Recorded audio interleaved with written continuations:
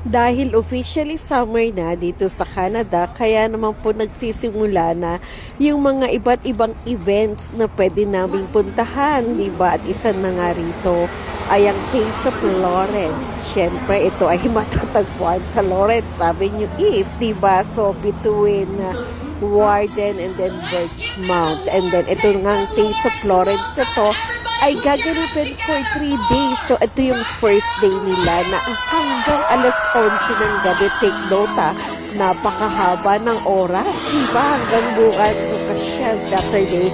But sa Sunday ay medyo maaga nang matatapos. Siyempre, depende na rin sa response ng tao, diba?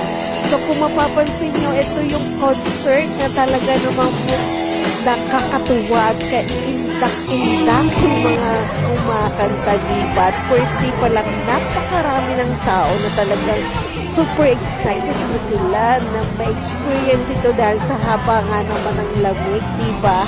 Ay talagang ang mga tao ay excited na lumabas, mag-enjoy, diba? At isa na nga rito ay yung matikman yung iba't ibang klase ng pagkain dahil nga ang Canada ay multiculturalism, diba? Mapapansin nyo na iba't ibang pagkain, diba? Pero karamihan ay ang barbecue. Siyempre, summer, diba? Pagka sinabing summer, usually ang ginagawa ay barbecue. Kaya naman po, isa rito sa mga stalls na to, yung iba't ibang nanggaling ng Caribbean, diba? And then, siyempre, ang hinahanap din natin ay ang Filipino food, diba? Kaya naman po napakarami rito na makikita ninyo and then syempre mapapansin nyo na rin yung mga presyo. Oy, ayun, nakikita nyo yung sigawan na yun ay talaga yung may nagcha-challenge na yung bubuhatin niya yung napakabigat na barbell, diba?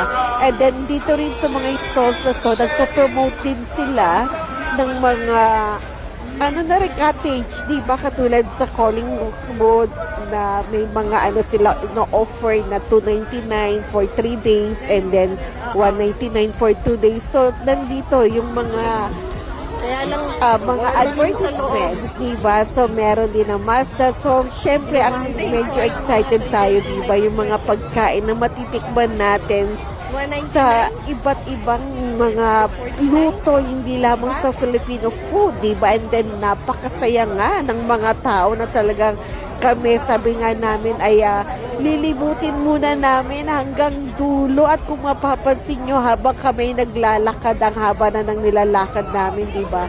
Talaga naman po ang tao ay napakarami na dagsang-dagsan. Eto syempre pinagtatalunan pa namin yung siomay, di ba?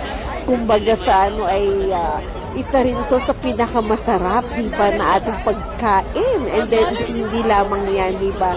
Ang kainaman lang talaga rito ay ang parang masarap yung may iba na yung may ino-offer na 5 for $20 o yung i-mix and match mo, di ba? Yan sa Panda Eats na yan. So, abangan nyo kung ano yung binili namin dyan sa Panda Eats na yan, di ba?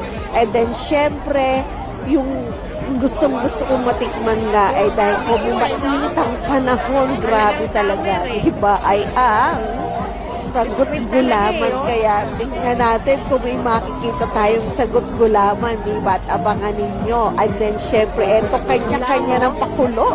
Yung may mga stalls dito, diba? Kasi nga naman sa dami ng tao, diba? Kailangan ay pakahikayan sila na alam niyo bang napansin ko lang, di ba? So, yung dun sa oyster, makikita niyo mamaya sa video, di ba? Kasi hindi lamang ito, may part 2 pa tayo na aabangan para sa video na ito. At marami pang magiging ganap, di ba? Sa susunod kong video, ito na nga yung street food, di ba? Ito yung Filipino food na talaga naman po, wow! Sa itsura pa lang talagang katakam-takam na ang kanilang lasa, diba? And then, eto pa, nagtuturo kami kasi namimili na kami talaga kung saan kami bibili para sulit naman, diba? Yung pinunta namin dito, at talagang kita yun siguro bukas, Sabado or second day, mas marami pang tao ang dadansa ngayon, di ba?